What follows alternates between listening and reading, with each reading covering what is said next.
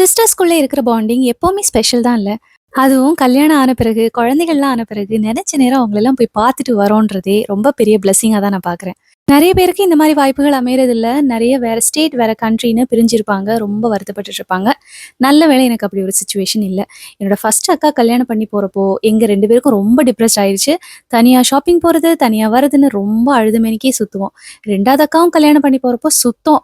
நான் தூங்குறதே கிடையாது. அந்த அளவுக்கு விம்மி விம்மி மணிக்கணக்கா, நாள் கணக்கா, மாதக்கணக்கா அழுததும் உண்டு.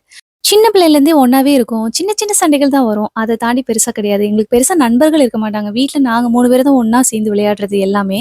சின்னதுலேருந்தே எங்களுக்குள்ள ஒரு நல்ல பாண்டிங் தான் இருந்திருக்கு. ஏன்னா, அம்மா என்னலாம் அடிக்க வந்தாங்கன்னா, என் அக்கா என்ன தூக்கிட்டு ஓடுவா. அதே மாதிரி ஏதாவது ஒருத்தர அடிச்சுட்டாங்கன்னா, நாங்க 3 பேரும் வீட்ல சாப்பிடாம ஸ்ட்ரைக் பண்ணுவோம். அந்த அளவுக்கு எங்களுக்குள்ள ஒரு நல்ல ஒரு பாண்டிங் இருந்துச்சு.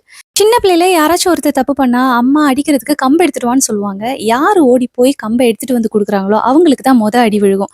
மேக்ஸிமம் இந்த கம்ப தூக்கிட்டு போய் அடி வாங்குற ஆளு நானா தான் இருப்பேன். ஏன்னா, நான் ரொம்ப குட்டி. எனக்கு விவரமே தெரியாது.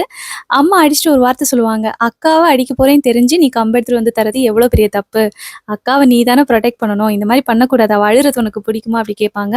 எனக்கு ரொம்ப கில்ட்டா இருக்கும். சின்ன வயசுலேருந்து இந்த மாதிரி கேட்டே வளர்ந்துருக்கேன். அது மட்டும் இல்ல, நாங்க ஏதாவது சின்ன சண்டை போட்டாலும் அம்மா சொல்லுவாங்க, "உங்களுக்குள்ள நீங்க அடிச்சுக்க கூடாது. வளர்ந்தா உங்களுக்கு ஒருத்தருக்கு ஒருத்தர் நீங்க தான் இருப்பீங்க." அப்படி சொல்லுவாங்க. அதோட மீனிங், அதோட ஆழம் எல்லாமே எனக்கு வளர்ந்த அப்புறம் தான் புரிஞ்சுது.